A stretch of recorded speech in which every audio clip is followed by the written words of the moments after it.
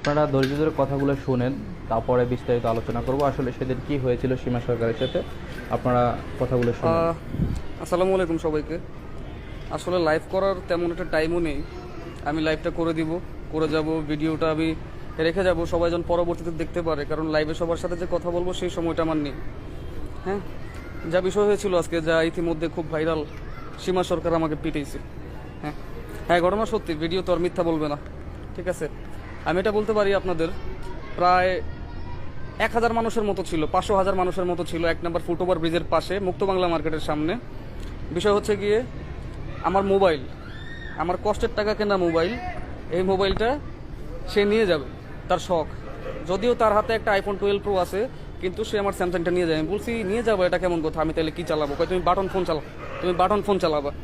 হ্যাঁ, আমি বলছি বাটন ফোন চালাবো মানে আমার ফোন থাকতে আমি বাটন ফোন কেন চালাবো? আপনারা সবাই লাইভটা শেয়ার করুন।